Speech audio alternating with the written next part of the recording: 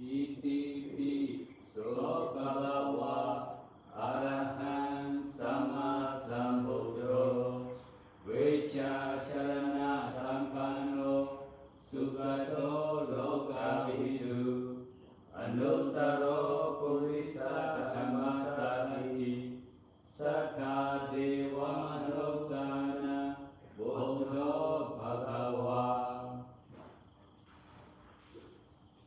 The Lord Buddha is endowed with the 9 cardinal attributes. The Blessed One is A-ra-hán because he has totally destroyed all mental defilements. The Blessed One is Sammāsambuddhassa because he is fully enlightened by himself. The Blessed One is Vichacharana sampanna because he is endowed with clear vision and virtuous conduct. The Blessed One is Sugata because he has attained Nirvana through the Noble as Noble Path. The Blessed One is Lokavidu because he knows all the world of beings, the world of location and the worlds of sankhara, mentality and physicality. The Blessed One is Anuttaro Purisattammasarati because he is an incapable leader of beings to be tamed. The Blessed One is Sakha Deva Manusana because he is the teacher of gods and men. The Blessed One is the Buddha because he himself discovered the Four Noble Truths, the truth of suffering, the truth of the cause of suffering, the truth of the sensation of suffering, and the truth of the way leading to the sensation of suffering. The Exalted One is Bhagava because he is blessed. The 6 cardinal attributes of the Dhamma. Swakato Bhagavata Namo Santitiko Akhamiko Ehipasiko Opaneyiko Pachatang Veditavo Vinyuhi. The Dhamma is endowed with the 6 cardinal attributes. The Dhamma is Swakata because it is well proclaimed by the Blessed One. The Dhamma is Sanditika because it is visible and understandable here and now. The Dhamma is Akalika because it produces its result without delay. The Dhamma is Ehipasika because it invites inspection. The Dhamma is Opanayika because it must be kept in one's mind by means of development even though one's clothing or head is on fire. The Dhamma is Pachatang Veditamo Vinyuhi because each noble person can experience his own past and future. The 9 cardinal attributes of the Sangha. Supatipanno Bhagavato Sāvaka Sangho Uccupatipanno Bhagavato Sāvaka Sangho Yaya Patipanno Bhagavato Sāvaka Sangho Samicce Patipanno Bhagavato Sāvaka Sangho Yayidam Chattari Purisa Yudhani Atha Purisa Buddhala Esa Bhagavato Sāvaka Sangho Ahuneyo Pahuneyo Dakineyo Anjalikaraniyo Anuttaram Punyaketang Kokasa. The Sangha endowed with the 9 cardinal attributes. The Sangha is Sopatipanna because the Sangha is attained Nirvana by the good way of the Noble Eightfold Path. The Sangha is Uchopatipana because the Sangha attain Nibbana by the straight way of the Noble Eightfold Path. The Sangha is Nyayapatipana because the Sangha practices Dhamma with a view to attain Nibbana. The Sangha is Samichipatipana because the Sangha practices Dhamma in order to deserve respect. The Sangha is Ahudeya because the Sangha deserves the gift brought from far away. The Sangha is Pahuneya because the Sangha deserves hospitality. The Sangha is Dakineya because the Sangha deserves all offerings.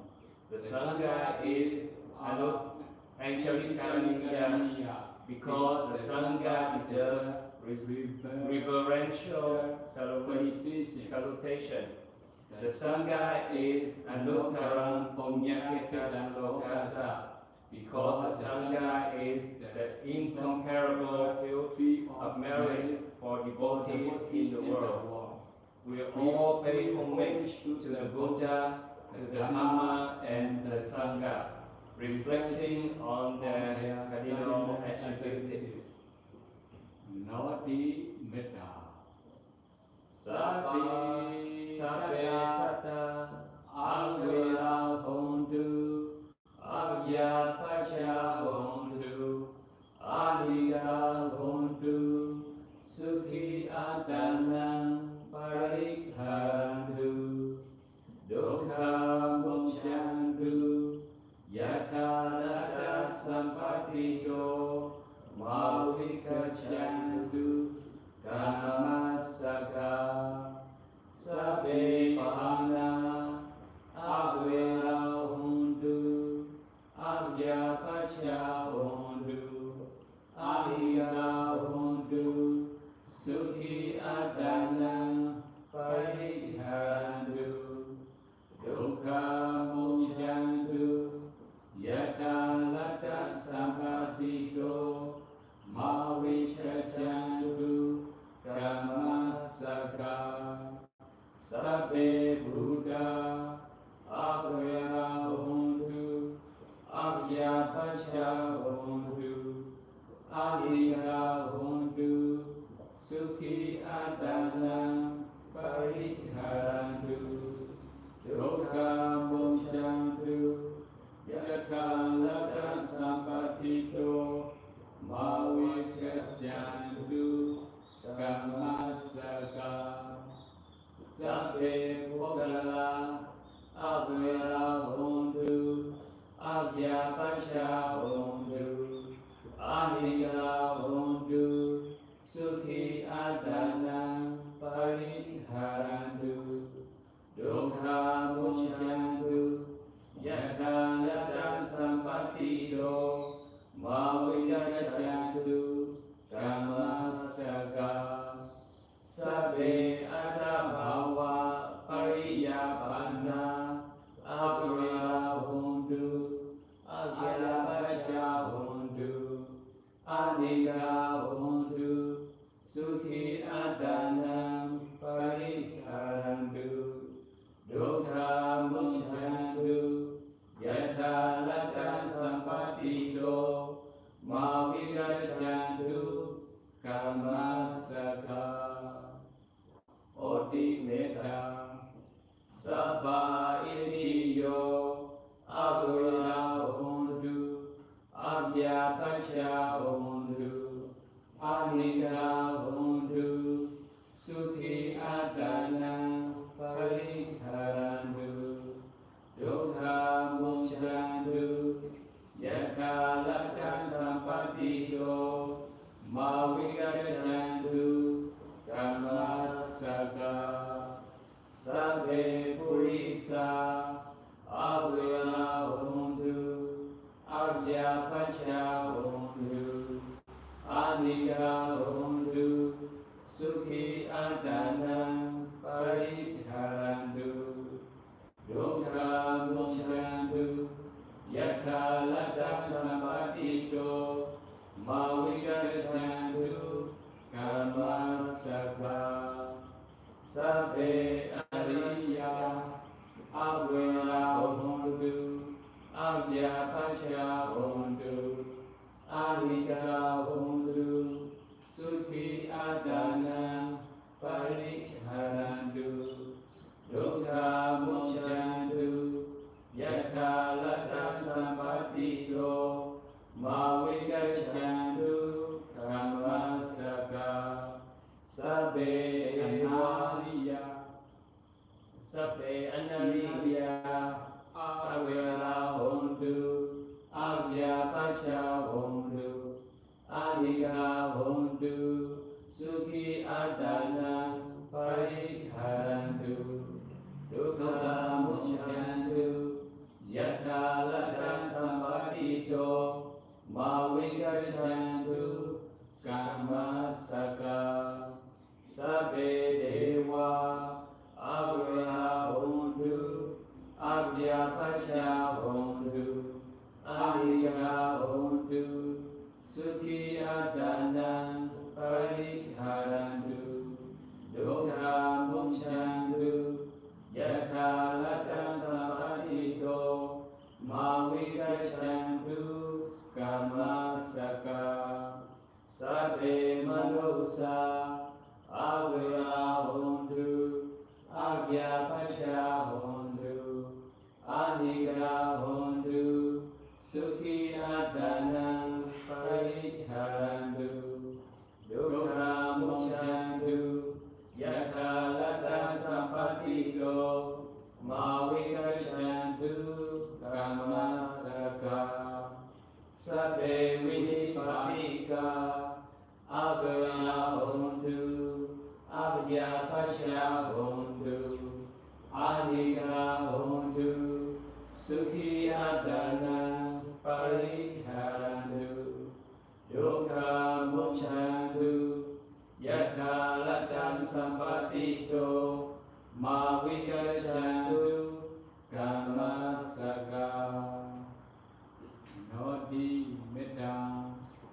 May all beings be free from enmity, distress, and affliction in world, and may they live happily. May all breathing beings be free from enmity, distress, and affliction in world, and may they live happily. May all living be free from enmity, distress, and affliction in world, and may they live happily. May all persons be free from enmity, distress, and affliction in world, and may they live happily. May all who have a personality be free from enmity, distress, and affliction in world, and may they live happily. Anti Metta. May all women be free from enmity, distress, and affliction in world, and may they live happily. May all men be free from enmity, distress, and affliction in world, and may they live happily. May all noble ones be free from enmity, distress, and affliction in world, and may they live happily. May all who are noble ones be free from enmity, distress, and affliction in world, and may they live happily. May all deities be free from enmity, distress, and affliction in world, and may they live happily. May all human beings be free from enmity, distress, and affliction in world, and may they live happily. May all beings in the stages of equilibration be free from enmity, distress, and affliction, and may they live happily. Sadhu, sadhu, sadhu.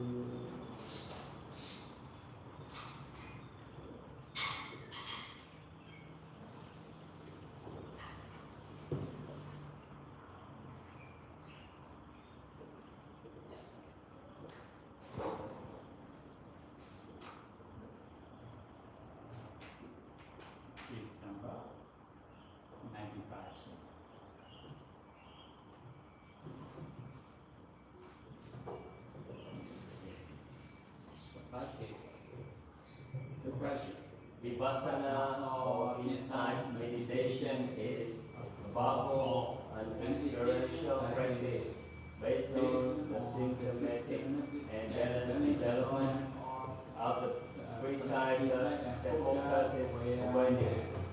By observing one's moment to moment, mind, body processes from a place of the investigative intention. Insight arises into the true nature of life and the experience. Through the wisdom acquired by using insight meditation, one is able to live more freely and relate to the world around with less thinking, fear, or confusion. Thus, one's life becomes increasingly directed by consideration, compassion, and clarity. Mental noting. This is a technique of directing the attention to the mind-body phenomena in order to understand their true nature correctly. The guiding principle in Vipassana practice is to observe whatever arises at the moment of its occurrence by noting the present. One lives in the present. Note attentively and precisely. Superficial noting will make the mind more distracted.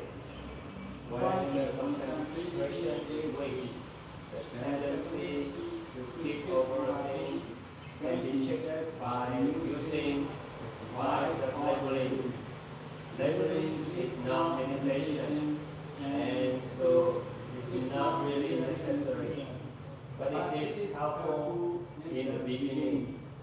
It helps the noting mind to concentrate on the object deeply and precisely. Do persist with the label until mindfulness becomes very attentive and sharp. The concentration deep and insight penetrating naturally. Then you may drop it. The meditator will get an appreciation of the purpose of Vipassana meditation by bringing an investigative quality to the noting practice. The exploration can lead to the discovery of the true nature of the mind-body process. Sitting meditation. To prepare for sitting meditation, let body and mind relax as much as possible. Maintain the body in a well-balanced posture. Do not change the posture abruptly or unmindfully during the sitting. If you are about to move, note the intention to move before actually moving.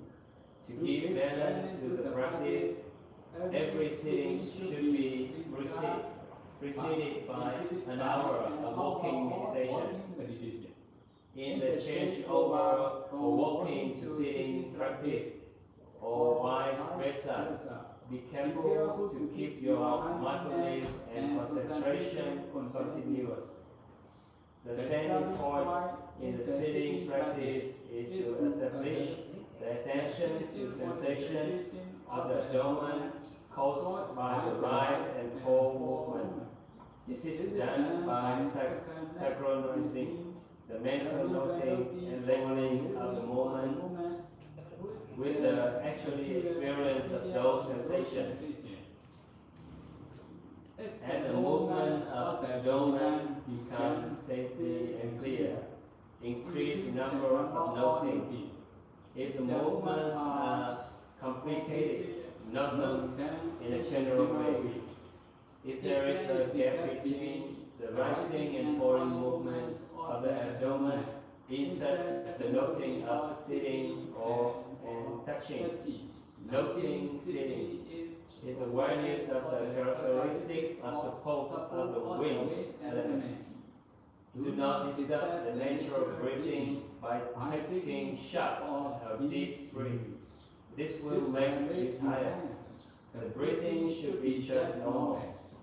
When secondary objects predominate, such as sound, thoughts, sensations, etc. Not hearing, thinking, feeling, so on. At first, it is not easy to note such a variety of objects, but with increasing mindfulness, one is able to do so. So when secondary objects have passed, then one goes back to noting the primary object, the rising and the falling movements of the abdomen. Although one is taught to begin with watching the rising and falling movement of the abdomen, one must not get attached to it. For it is not the only object, but one of the many varieties of objects in Vipassana meditation. Mindfulness of the movement of the abdomen leads to direct experience of the wind element, that is, to its specific characteristics of motion, vibration, and support.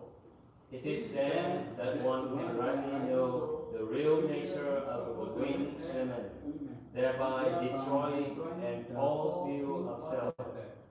Walking meditation. Take the walking meditation seriously. By merely doing the walking meditation alone, it is possible to attain highest enlightenment, Arahato. Begin this practice by bringing your attention to the foot. Then note the step part by part as you follow the movement with sharp attention. Mental noting right, left as you make a step while walking. Keep the eyes half closed and fixed on the ground about 6 feet ahead of you. Avoid looking at the foot during walking or you will become distracted by it. Do not let the head bend too low, because this will very quickly cause strain and tension in your posture. The objects to be noted are increased gradually. That is, the number of parts of the step observed is gradually increased. At the beginning of the walking meditation period, note one part only for about 10 minutes, left, right, and so on.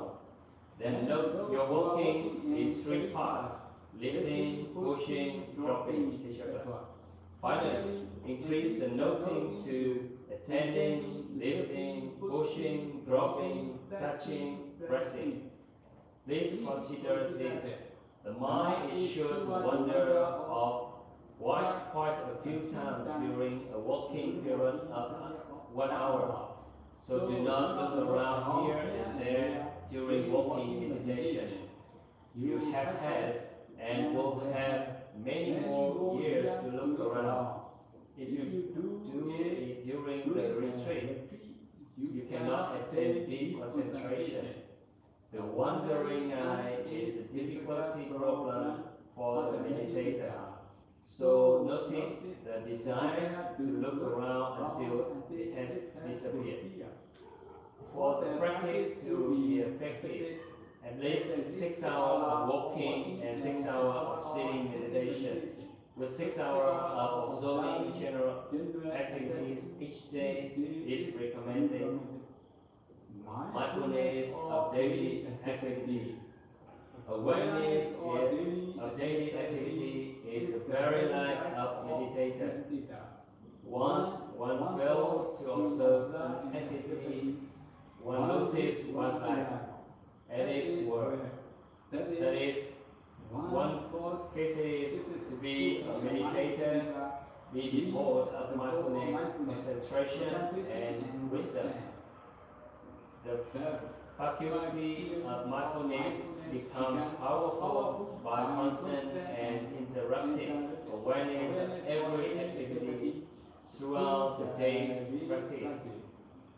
Constant mindfulness gives rise to deep concentration, and it is only through deep concentration that one can realize the intrinsic nature of mental and physical phenomena. This then leads to one to sensation of suffering. Falling to note daily activity creates wide gaps of the unmindfulness. Continuity of noting is needed to carry the awareness forward from one moment to the next. With this kind of practice, there are many new things to discover every day. During the retreat, all you need to do is to be mindful. There is no need to hurry. The Venerable Mahasi Sayadaw compared a Vipassana meditator to a weak invalid who by necessity moves about very slowly. Doing things very slowly helps to make the mind concentrated. If you want meditation to develop, you must get accustomed to slowing down. When you find up turning fast, you cannot see it as it really is. But then, when it is turning slowly, then you can see. Therefore, you need to slow down significantly to see the mental and physical process as they really are. When you are surrounded by people who are doing things in a hurry, be oblivious of your surroundings. Instead, note your own mental and physical activities energetically.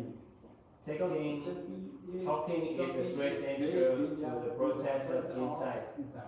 A 5 minutes talking can break meditator concentration for the whole day. Pain and patience. Pain is a friend of a meditator. Do not evade it. It can lead you to Nibbana. Pain does not have to inform you of its coming. It may not disappear, but if it does, you may cry over it. For your friend has gone away. Pain is observed not to make it go away, but to realize its true nature. Pain is the key to the door of Nibbana. When concentration is good, pain is not a problem. It is a natural process. If you observe it attentively, the mind will dissolve it and discover its true nature. When pain comes, note it directly. Ignore it only if you become overpowered or persistent. It can be overcome by deep concentration, brought about by continuous mindfulness. If intense pain arises during walking meditation, stop occasionally and observe it. The patient will with anything and everything that stimulates your mind. Patience leads to Nibbana. Impatience leads to hell. Noting mental states. When noting mental or emotional states, do it quickly, energetically, and precisely so that the noting mind is continuous and powerful.